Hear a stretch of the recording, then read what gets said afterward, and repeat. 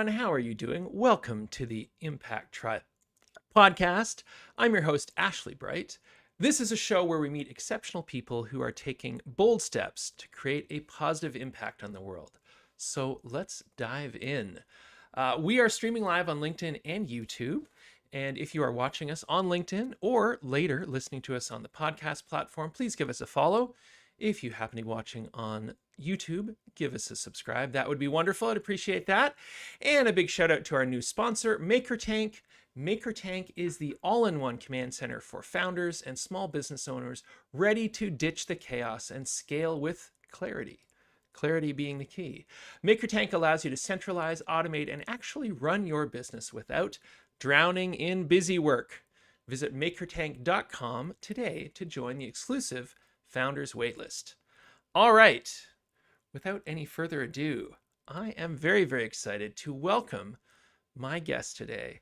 He is an entrepreneur, a former firefighter and paramedic, and the creator of Transformational Self Mastery and the 9-to-1 influence principle. After years solving life or death problems, he learned success isn't about working harder. It's about thinking differently. We'll talk about beating burnout, overcoming self-sabotage, and shifting the odds in your favor, and I'm sure a bunch of other things. So, with that, please put your hands together for my guest, David Landis. Boom! There he is. Hey, Ashley. Hey there, Hi, my everybody. friend. How are you? Yes, good to see you. I'm so glad you're here. It's good to be seen. Yes. So how have things been? I've been a little absent from the Iron Tribe in the last few weeks, and so I'm not sure what I've missed. I'm not sure what's going on with you, but how are things going? Life is good. Life has Yeah. its challenges for all of us. Um, I challenges. And Challenges? and that's why I love the conversation we're going to have today, is because the challenges I'm facing, I can face with a smile on my face, even though they hurt or even though they're challenging and difficult. It doesn't make the difficulties go away, but when you understand a certain way of seeing your life in the world, um, it empowers you to do things differently. And that's what I love about the Iron Tribe. That's definitely been a part of my journey. I know you've been talking about community a lot lately. Mm-hmm. Community is a big part of what we're going to be doing. You and I were just talking before the show began about the future and Mm-hmm. adjusting to the world we're in. And community is definitely going to be part of it. So the Iron Tribe, I am grateful for those guys. I am grateful for you. I've loved our conversations. It's been really fantastic to get a perspective from other people's way of seeing life and the world. And I've definitely learned from you, and being in different parts of the country, raising kids and doing all that we do and trying to figure out business. So yeah, I appreciate. Absolutely. Yeah, thank you. Well, no, I appreciate you, and it's we both met through the Iron Tribe. Shout out to them, and it was one of those things that came into my life at just the right moment in time. I was in a place of trying to figure out, like, middle-aged guy, parent, entrepreneur, like, what do I do? How do I navigate this new environment? And it was wonderful to meet people like yourself and others on that in that group that were, hey, we're all here. We're all at different phases of this journey and this development, and to create an environment and, as you said, a community where you can show up and be transparent and candid and not feel afraid of that vulnerability, and knowing that you're going to have a safe environment to talk about things. And I've always enjoyed your perspective when these conversations crop up and we go into the breakout rooms, because you have such a diverse experience that's led to where you are professionally, personally. Mhm. And if you don't mind, I'd love to unpack that a little bit for Sure, our absolutely. listeners, in terms of where have you been, what have you been through, and what are you up to now? Uh, have you ever found yourself in a hole? The kind of hole that is so deep, you're not sure you're ever going to be able to find your way out, or you're not exactly sure how you got there. It scared the heck out of me when I found myself there. Mm-hmm. And that is part of it's a continuation of why I'm a part of Iron Tribe. Is we are taught when we're growing up how to do more, Hmm. but nobody ever teaches us what to do when more isn't enough. And that is what my story is about. Um, I was had the life that I thought I was supposed to want, Hmm. that I had worked so hard to get, but beneath the surface, it was all coming undone. And I was trying to figure out how I was going to work my way through it. In the process of being so frustrated with figuring out how to create the life, the business, the things I wanted, the things I imagined, that frustration, that being stuck somewhere between hope and doubt, just made me angry and not Hmm. nice and not happy. And in the process, my wife, who I've been happily married to now for 38 years, she's my best friend, my lover, all of those things. It's a great relationship. Hmm.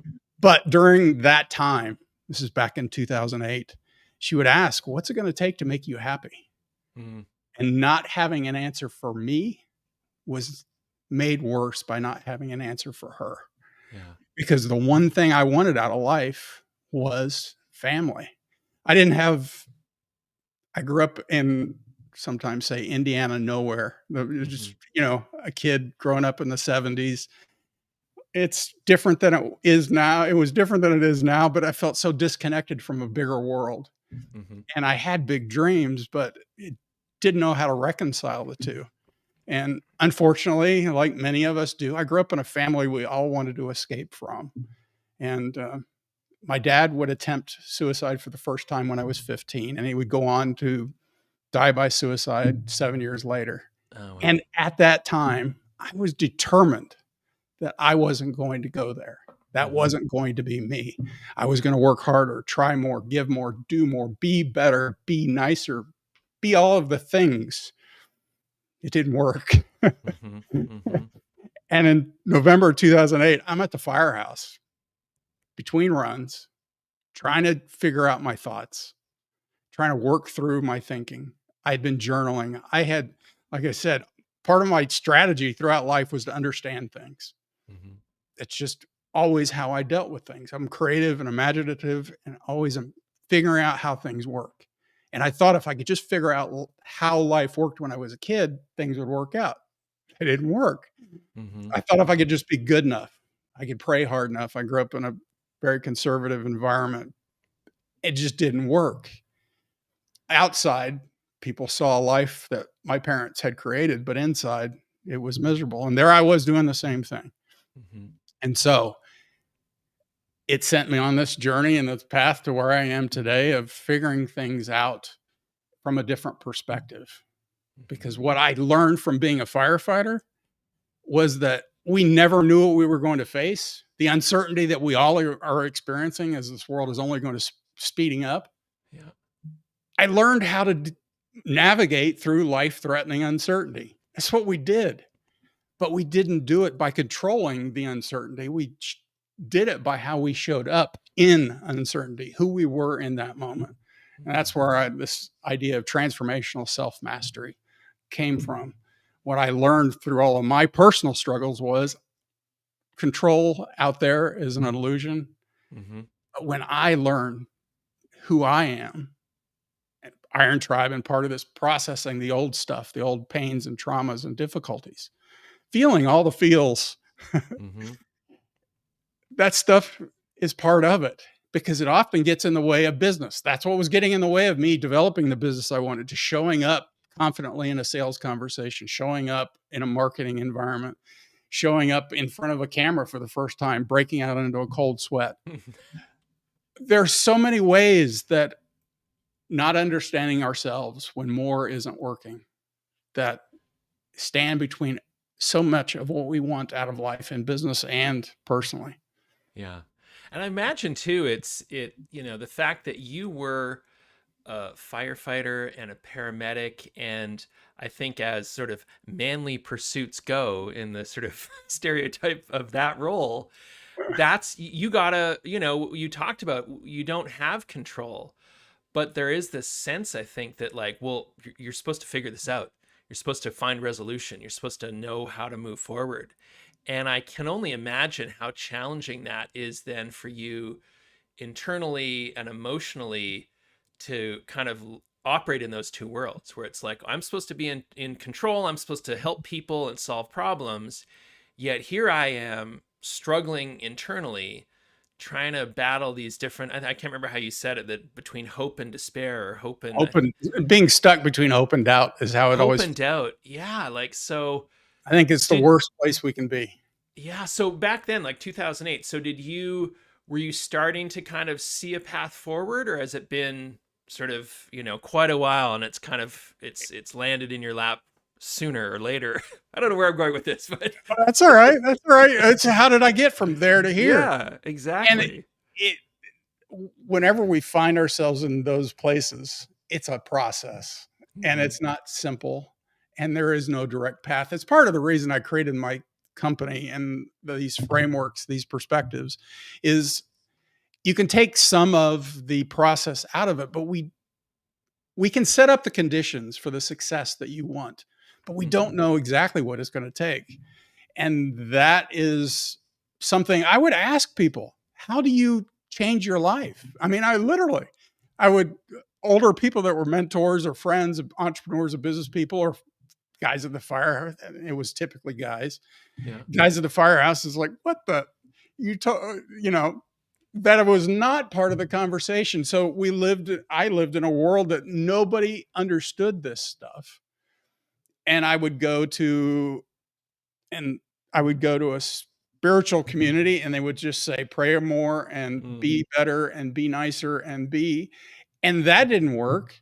I Yeah. would go to the personal development world and Tony Robbins, take massive action. And I understand the need for action, Yeah. but that wasn't enough. All of Yeah. it just kept proving to me that it felt like something in me was broken. Mhm. I felt like I wasn't enough. And I didn't realize that it part of this process, it included therapy for a period of time. It's included marriage counseling for a period of Mhm. time. It's included medications. When depression, I would go to the firehouse and I'd come home and go to sleep. I Yeah. would sleep when Tracy would go to the office, I'd go to bed. The kids would get to school and I would just try to figure out how the hell am I going to make it through today? Yeah. So I know that world, but it's a process and it doesn't have to be a mystery. Mhm. And if anyone takes anything from this conversation, we weren't trained for this, but we are built for it. We have a Mm. hidden human superpower to deliberately evolve ourselves. Transformational self mastery is about the idea that you can become the person that your future, that the business, the family, the relationships, whatever it is you want next, we don't realize that the practicalities of being human. One thing, being a firefighter, Mhm. I was more of the empathetic guy. I was the one that dealt with families and dealt with, face to face patients more often. And it was a powerful place to be because you could Mhm. connect with human beings. And I value that. But that human being also wanted real practical answers. They didn't want just my hopes and prayers, they wanted a solution. Yeah. And when you understand, as I said, when you go to the firehouse, you don't know what emergency you're going to solve that day, what problem you're going to face. Yeah. But we showed up with a certain framework, a perspective, protocols and practices and preparation, and we danced with uncertainty. Yeah. And we can do that in life. And that is what I enjoy about understanding. When I understand how fire works, I can work with fire no matter where it shows up. When I understand Mhm. how a human neurophysiology works, I can work with you, whether I can see inside of you or not. Yeah. Unfortunately, many of us get stuck at symptoms, effects. Somebody says, if somebody has a bellyache, there's Mhm. lots of things going on inside of there. So we have to go through a process of discovery and figuring out exactly what it is. So often, right now, so many of us are facing burnout. It's a Mhm. big word. It's a bellyache. It's a symptom of underlying things that need to be worked through. You're not broken. We just weren't trained for this world. Yeah. And it's an exciting time to be alive. I'm thrilled by this. It's such an opportunity to lead. It's such an opportunity to be a human being that cares deeply about people and do the work that helps us all move forward. My job, my mission is to help you, whoever you are, thrive personally and professionally. We can do that. We don't have to suffer this world, because when we do that, my subversive mission is, I think it brings that love, peace some of us want to see in the world. I think so much of the conflict that is going on in our world in all sorts of scales is due to people imagining better, imagining more, but not knowing how to get there. Yeah. The world's Yeah. moving too fast. Yeah, absolutely. And it's something that I have this conversation. It's been very cathartic and interesting because I have this conversation with my 17-year-old a lot. He is far more advanced in his emotional intelligence than I ever was at that age. And we talk about, the world in general, but even sort of those micro moments and interactions where people, they don't want to, and our society does not like to do the hard work of looking, being introspective and trying to understand, like, well, what's going on with me emotionally that caused me to react that way or act in that way or say that thing or take that action. And so our society says, no, no, no, don't deal with that. Let's, go buy something, go have a drink, go do something else. And I was raised in a home. I mean, my waspy upbringings, I mean, we did not, it was just ball that up, push that over in the corner, let's move Under the on. rug, under the Exactly. chair, hide it in the closet. Exactly. And I love, there's, I don't know if it was, I think it was the title of a book, but it was like, the body keeps score. Mhm. And I love that because it's like, you know what? You can consciously do whatever you want, but the body is keeping record of all of this stuff, and it's going to manifest in some way at some point. And so I just, and I wouldn't have, up until I was probably in my late 40s, I wouldn't have understood that at all. I Mhm. had to, and each of us, I think that's, each of us is going to experience it differently, and it's going to manifest differently, and it's going to be triggered by different things. But so I'm curious, have you found sort of a thread or a consistency around the types of people that you're working with in terms of industries or ages, or is it a pretty diverse group? Can I answer that in a second and catch Yeah, one thought you said just sure, now? sure. It's a diverse, how did you put it? It shows up in diverse ways in different people's lives. Remember a minute ago, I said about how I can deal with fire when I understand no matter where fire shows up, I can deal with a human body that isn't well, no Hmm. matter Hmm. what it is, once I understand it. Yeah. Once we understand some mechanics, some actual principles of being human, there's some actual underlying neurophysiology practicalities that seem abstract and unimportant. But when you Yeah. understand them, Yes. that's when you actually get the leverage. And well, I hope we can get to the 9-to-1 influence principle, because that is one of the major ones that address all of this. And the people I've talked to have been across the gamut, from Yeah. a, a video producer in his 30s wanting to working for a company, setting out on his own, to a gentleman retiring from his college university professorship and things, and starting a nonprofit and doing that, to Hmm. a public radio personality doing things that they do. So it's a wide range of people. We're all experiencing Yeah.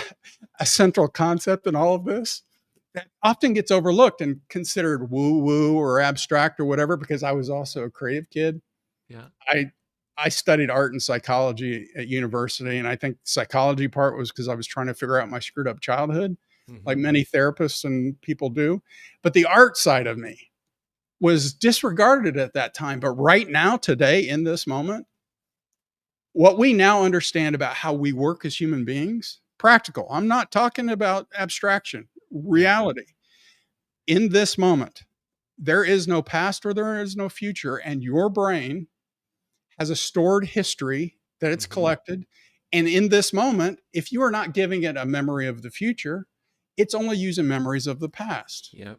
And we actually, if I am a leader wanting to create new direction, if I am in a company, wherever you're at, whatever your position is in that company, you can imagine a new future. You don't have to keep repeating the past, whatever that is. And imagination is one of our most valuable tools underlying this superpower. What is it you imagine? It's not, we can paint scenarios where imagination can become a daydream and other, but I'm talking about the practicality in this moment.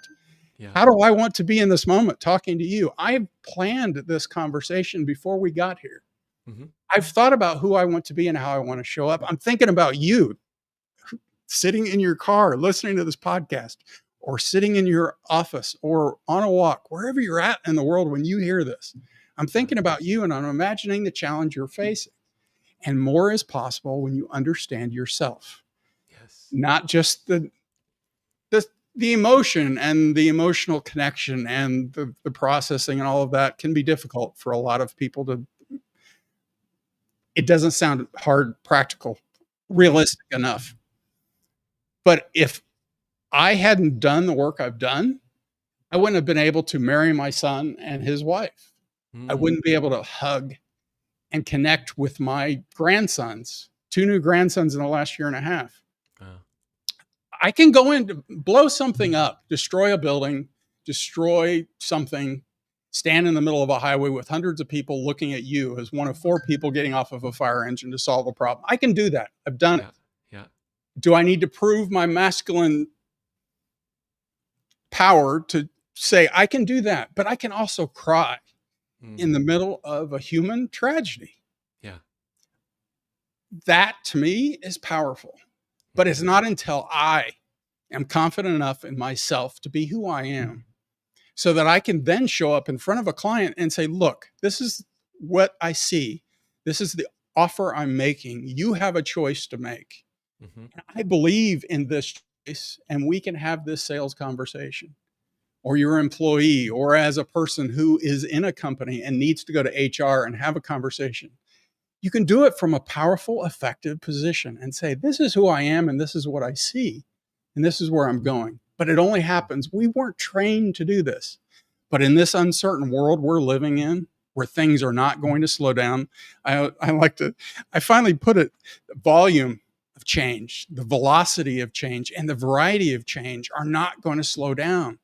We weren't trained for this world. Neurophysiologically, that past, that 9-to-1 ratio, 9, it's rough numbers. We can talk of science later. Yeah. 9-to-1 is the percentage that we depend on the past versus Mm. the future. Yeah. You don't have time while you're driving, eating a sandwich, talking on the phone, and navigating rush hour traffic to think about all of it. Mhm. We're amazing creatures who have some defaults, and we use those all of the time, and they work wonderfully, except when you're imagining something new, Yeah. except when you need a new answer for your company, you need a new answer for your family, you need a new answer for yourself. You can't depend on that because that's built on a world that doesn't exist anymore. Mm. When the world was slow, that 9 was good. When next year is going to look like this year, or 10 years from now is pretty much going to be like last year. But Mhm. right now, our reference for the next moment, we're living lifetimes. You're talking about your sons. I'm talking to my sons, and I'm talking about stuff from when I was a kid. But now, even my sons are seeing 2 and 3 generations of things passing. Yeah. You know, game systems or other things happening so fast. Yeah. Yeah. No, I appreciate, and it's interesting. That term gets thrown around all the time, like it's too woo woo or whatever. And but as you've just described, there is there is a system underlying this, from our the way we think, the way our emotions work, the way our body processes things. And it's not this mystery. It's, as you've said, it's really gaining that understanding. And just like a doctor does, just like a fireman does, like, you assess the situation, you have the tools and the knowledge, and then we figure out how to move forward. And I appreciate, the 9-to-1 sort of ratio, Mhm. because It's so powerful, and I think if you understand that, at least the way I'm interpreting it, it's an opportunity to give yourself some grace, Mhm. to realize that like this isn't something I need to have figured out or is easy. I am up against, mathematically speaking, the odds are not in my favor. And so, They're not. yeah. And so having that ability to recognize that, first of all, and get in the right place for it, and then learning those systems, understanding from people like yourself, and how do I create this pathway forward? How do I start to address some of these things? And again, it's, as you've talked about a bunch of times, it's a process. This isn't a one and done. This isn't a silver bullet. Any of those cliches. This is and I always end up defaulting to sort of the physical or the exercise as a great sort of metaphor analogy, where it's like, if you want to look like Dwayne the Rock Johnson, great. That's something you could envision, but you have to do the process to get there. It doesn't just happen.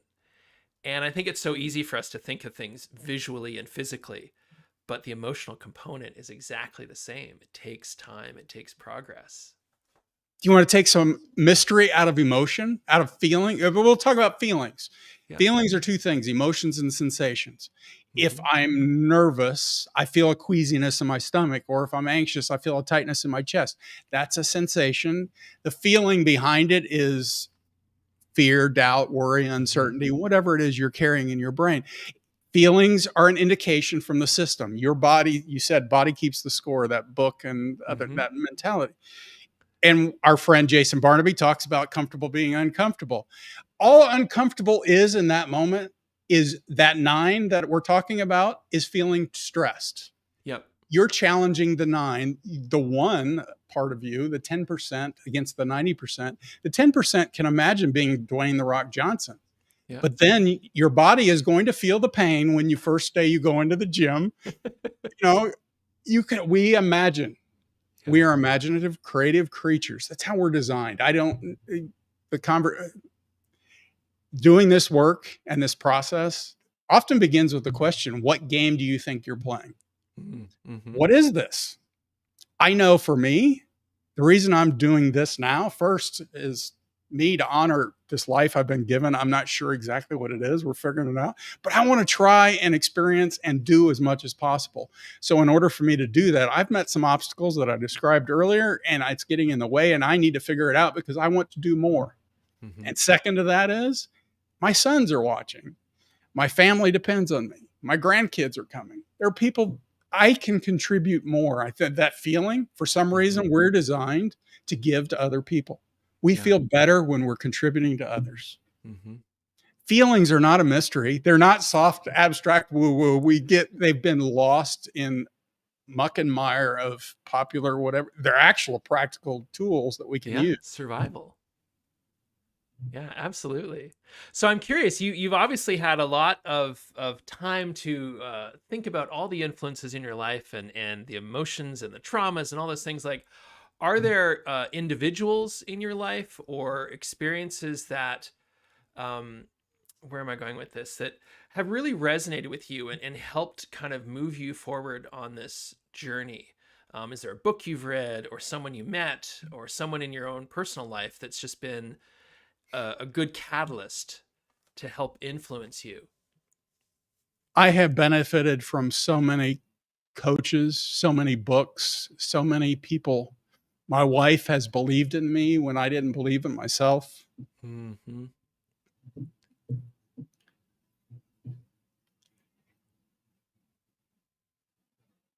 Unfortunately, for many of us, even now, after doing all so much work, we carry things with us. That 90% is Hmm. carrying a lot of that, warning you about the future, warning you this could happen again. Hmm. So, anybody that's lacking a sense of confidence, a sense of certainty, are fearful, anxious, it's all right. We weren't trained for this, but you are built for this. Hmm. Hmm. And so what I've learned from a host of people, my sons have taught me so much. The people around me working to live life, and to work together to figure things out, to keep challenging each other. You have encouraged me. This conversation is an encouragement to put ourselves in an environment. It's another critical tool. Who are you hanging out with? Are you in a world of people like I've just described? I'm in a world of books. I'm in a world of people that are all talking about similar topics and ideas and working through their challenges. I have people around me that are encouraging me. Some of them I've paid for, some of them I've chosen, some of them are free. It's worth it to me for all the things I've just described to show up in a world, to shape, design a world. I take my clients through a 3-part process: discovery, design, and do. And we've inherited a designed world. We've shaped a world of people and stuff, and that just happen to be in our world. And sometimes it's time to stop certain things in people, and sometimes it's add certain things in people. Yeah. So immersing myself in a world of people that are all working to figure this out. There are so many books that speak to different elements the magic of thinking big. Mm-hmm. It's a weird one. Wallace Wattles. Uh-huh. It's a turn of the century, and I can't. The title's skipping my mind. I grew up in a world where money was always a problem. Money was. I carried a lot of baggage about money religiously, and all of the other things, and so spending a lot of time diving into the part of you that doesn't feel good Yeah. and figuring out what is that? What is the system telling me? What's the information I'm getting so that I can work on it? So I'm sorry, that's a long-winded answer to a No, but I get it. I mean, I think that's an honest answer in that, I think we have a lot of influences, good and bad. And I think part of what you're describing, I think part of that journey is identifying the ones that are serving you, and equally important, identifying the ones that aren't, and figuring out how to get more of the ones that are helping you be more of who you want to be, helping you grow and supporting you. And I think, much like you, my wife has been one of the greatest positive forces and allies on this journey, because she has held me accountable. She grew up very differently than I did, and so her intuition and her ability to read the situation is different than mine, and she will not let things go. And I grew up in a world where it was like, yep, let's just throw that over there.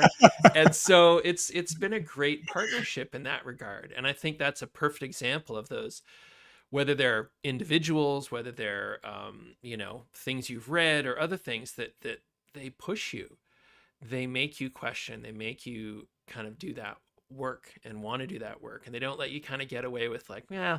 It's sort of like, we use the Dwayne the Rock Johnson analogy. It's like, you gotta do the full set of reps and every time, because if you do half, well, you're shorting yourself on this whole thing. So it's not easy. It's no, a process.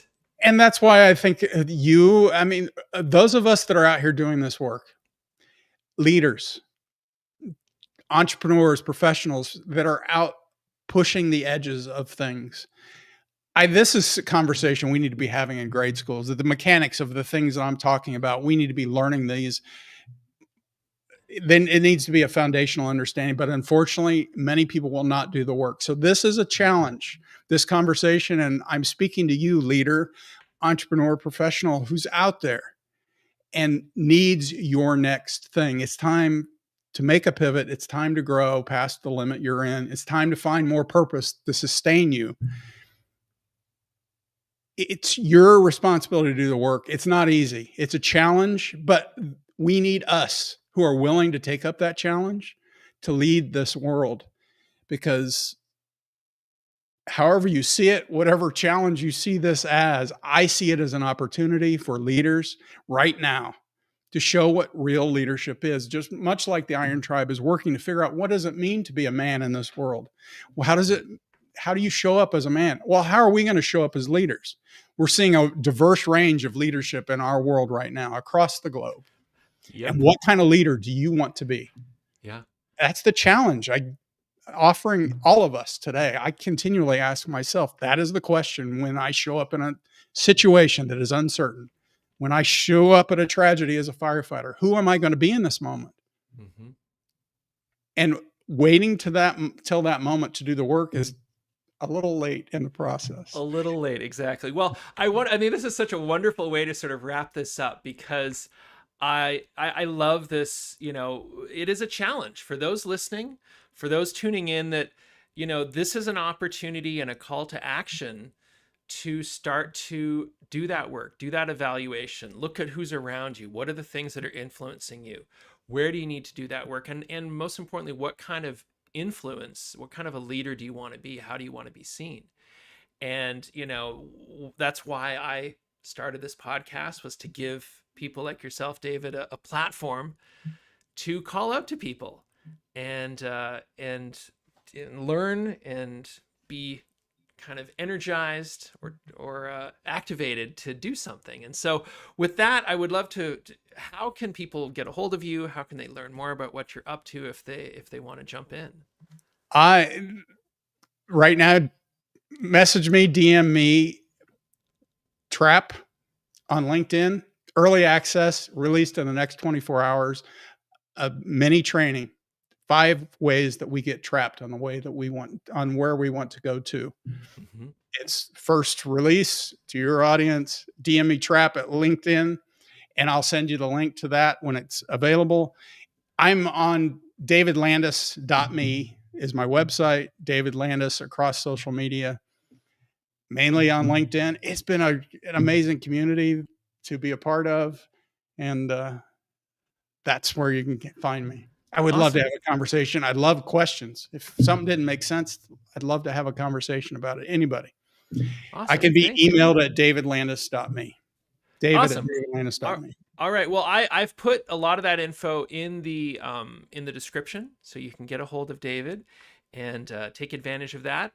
And I've known David for over a year now, and fabulous human being. And so I just want to thank you so much for being you, and for how you're showing up and holding me and other people accountable in the most positive way possible. And so I just want to thank you so much for being here. Back at you, Ashley. Thank you very much for being the human being you are. Thank you. Thank you. All right, my friend, I'm going to say au revoir to you, and thank you so much. Bye. Bye-bye. Hey there, everyone. I want to thank you so much for taking the time to join us today, and a big thank you again to David for being here. I love his energy and his perspective, and I think we could all benefit from heeding those warning signs emotionally and other things that are within us to really grow and use them as a chance to show up differently. And so with that, I will transition here. If you are interested in hearing this again or seeing this, it's going to be up. It's on LinkedIn, it's on YouTube, and by tomorrow it will be up on all of your favorite platforms for podcast, Apple Podcasts and Spotify. And please do me a favor and follow and subscribe on whatever platform you prefer, and share it with your friends. And if you like this conversation, you want to hear more, please join me for the next show, which is going to be Thursday, July 31st, with my special guest, an incredible individual named John Kieselhorst. Did I say that right? I've known him a long time. I need to make sure I get that right. Kieselhorst, that's it. John is a co-founder and chief creative officer at Geezer, a full-service ad agency that's, quote, older, faster, and better at helping brands unlock the lucrative 50-plus market. That's me. It's probably many of you out there. He's known for shaping global campaigns for brands like Domino's, Pop Sockets, and Lyft. John's creative chops were honed at CPNB, Crispin Porter Boguski, David and Goliath, Arnold, and Made. At Geezer, he's the fun, funny collaborator with a knack for making cool stuff and just enough selective hearing to ignore the noise.